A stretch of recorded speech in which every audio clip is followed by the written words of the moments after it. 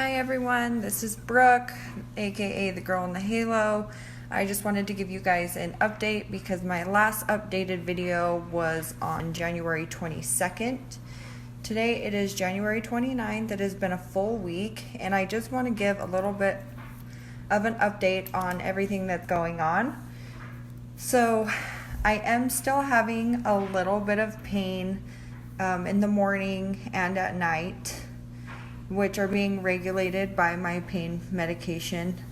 And I do often at times have to take my anxiety medication just from being in the brace and having the feeling of like claustrophobia or anything like that.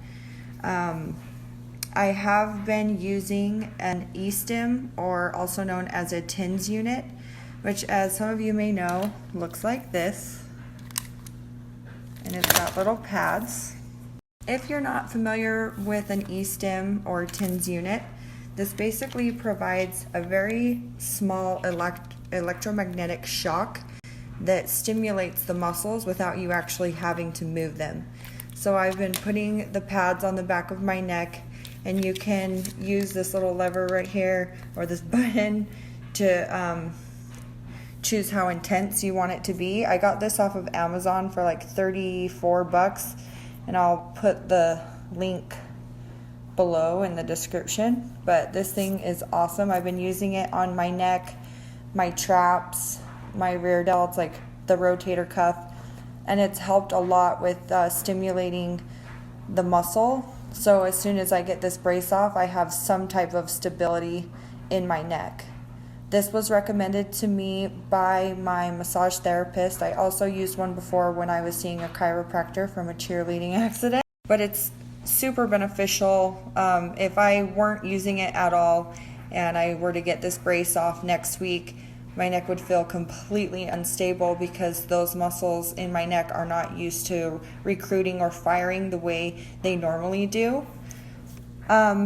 I also want to hit on the fact that I have been taking the brace off. If you notice when I posted my video about my scar treatment therapy that I'm doing, I do have the brace off, but it's because I had just gotten out of the shower. So I do take the brace off so I can shower and wash my hair, because if you look, the back of the brace goes all the way up, and I did attempt to shower and wash my hair with the brace on, but it left a bunch of shampoo back here and it was really itchy and it irritated the crap out of me, so I ended up having to just shower again. So I do remove the brace so I can shower or bathe.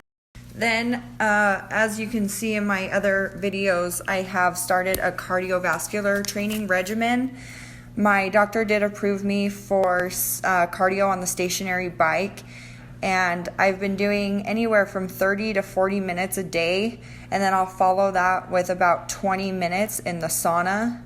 My doctor says as long as I'm in a seated position where I'm not moving around or I'm laying on my back, I can remove the brace. So I remove the brace and I sit in the sauna and I honestly just reflect and kind of meditate. I'll even play my little meditation music that I get off of YouTube and just really try to focus, because this injury has given me a lot of time to think about what I want in life. And, you know, from the doctors telling me that the injury could have left me paralyzed from the waist down, it really puts into perspective that, you know, if there's things you want to do in life, go do them. So I do have an appointment with my doctor next Wednesday, and the doctor will let me know if we're going to take the brace off and start physical therapy, or he's going to have me wear the brace for 2 more weeks. Honestly, I feel super confident that I will be out of the brace and rolling right into physical therapy. I'm not feeling much pain at all. Like when I take it off to shower and stuff, I don't feel any instability or like a scared feeling like, oh my gosh, am I going to hurt myself? I feel really comfortable. It's almost as if I haven't broken my neck. Don't get me wrong, I'm not doing anything stupid or crazy, but I am very confident in the fact that I will get this off next week, or, you know, not have to wear it anymore. Other than that, I did want to hit on a little bit more about my personal life. So as a lot of you know already, I am a personal trainer and a nutrition coach. So right before my accident, we started a 60-day transformation challenge, and it was for body fat percentage lost. And one of my clients won, and I'm super excited for him. His name's Taylor. And the amazing part was that I was coaching him and gave him like a nutrition program and a fitness program to follow. And before the accident, he was texting me pretty regularly, asking me all kinds of questions, but he did respect the fact that I was hurt and I was on bed rest, and he took a step back. But even though he wasn't asking all the questions, he was still holding himself accountable and putting in the work, and he absolutely killed it. I'm super proud of him. My club is going to give him a whole bunch of prizes. The spa is even going to award him a free 60-minute massage, which is pretty awesome. He's going to get some supplements, and then on top of that, he's going to get some metabolic testing. Also, I had somebody comment on one of my YouTube videos about feeling lonely after the accident. So this is something I went through, and I want to touch up on it for anyone who's watching this and they do feel alone in their situation, because we've all gone through it. When it first happens, you can expect a lot of people to show up at the hospital for you. I had a whole bunch of flowers and gifts and food. You know, everything happened around Thanksgiving too, so a lot of people were spending time with their families, and people still made it up to see me. And then I was lucky that December was right around the corner. So a lot of people were coming by with gifts and cards and food and my sugar-free monsters that I love. I know they're not the best for you, but the amount of love and support was overwhelming, you know, and it was crazy, because you wake up and you're in this cage almost, it feels like. And if you have claustrophobia, this is one of the worst things that can happen to you.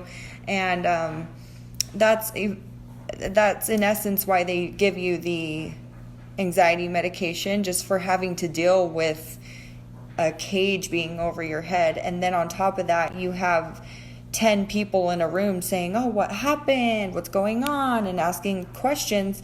And it can feel super overwhelming. So I'm not going to sugarcoat it.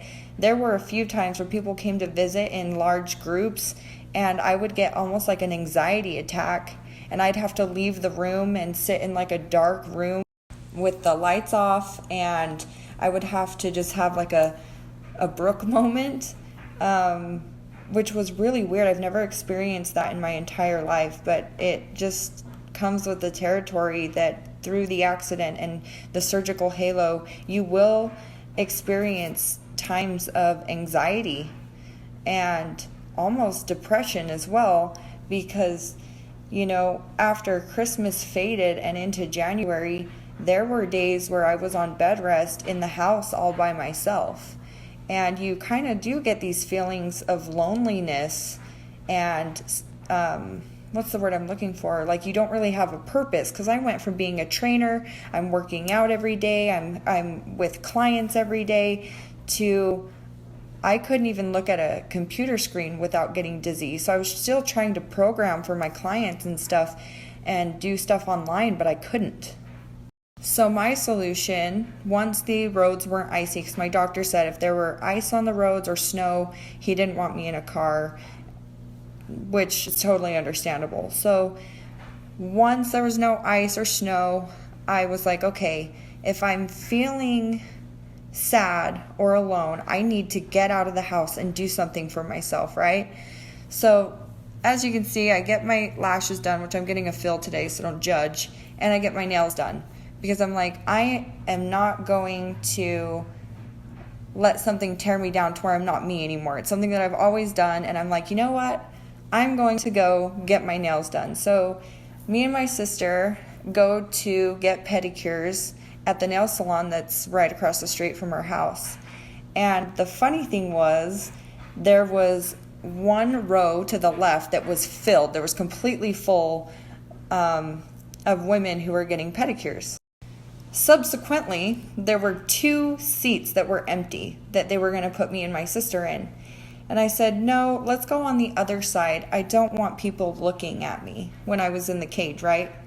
Well, they sat on this side and we sat on this side, so they had no choice but to look at me when they looked forward. So my idea was horrible because I've never been like this ever, but I had really high anxiety about, I wanted to go out in public, but I would get anxiety when people would stare at me. So we're sitting there and I'm like, okay, I'm just going to look at my phone. I'm just going to, look at my phone and not focus on these people staring at me. But it got so bad. The entire row was staring at me. And I finally looked up and all I said was, do you want to know what happened? And they were all like, oh my gosh, we're so sorry. Yes. So I ended up telling them what happened. And even though it was a little awkward at first and my anxiety was going through the roof, being able to tell my story and get it out there, and they actually ended up being really supportive and nice about the whole thing. And my toes turned out amazing, by the way, and my nails. It helped take a step in the right direction where I was pretty scared and nervous, but overall it was a great experience. And I was really excited to get out of the house. Then I was like, okay, my lashes are done, my nails are done. Now, if I want to get out of the house, I'm just going to go shopping or go to lunch with a friend, right? So the very first time my boyfriend takes me to lunch, everyone is staring in the place. So I ask for a table in the corner. And they eventually sat us in the corner where a section of the restaurant was closed down. And as we're sitting there, my boyfriend's like, babe, don't worry about it. You're fine. You can sit in the regular seating. And I knew that, but at the same time, I don't want to be trying to enjoy a meal. And I look up and someone's just like, what's wrong with her? Especially with the surgical halo. It's not like I'm in a wheelchair or something that people are inclined to seeing on a regular basis. Like, I've literally got a halo surgically planted into my skull. So people are staring. I just wanted to get out and enjoy my meal. But eventually that is something that once you go out a few times, you get over. Just like the nail salon, just like at lunch, I ended up getting over it. And just think in your mind, this is something that you are doing for you. You are getting out of the house because you want. Alright guys, I am going to conclude this video. If there's anything that I missed or a topic that you would like for me to cover, please just leave a comment below and I would love to take care of that for you and answer any questions that you guys have. Once again, thanks for following or subscribing to my channel. It really means a lot to me that I can reach out and help anyone who's going through something similar and feeling alone, because I feel like when this injury happened, even though I had so many friends and family around me, I wanted somebody out there who could relate to my situation. And, if I could be that person to brighten your day for anyone, please don't hesitate to comment or add me on Instagram. It is Beasty, BEASTY _fitness. Leave me a DM or something and let me know your situation. I would love to be here for you. Other than that, have a great day.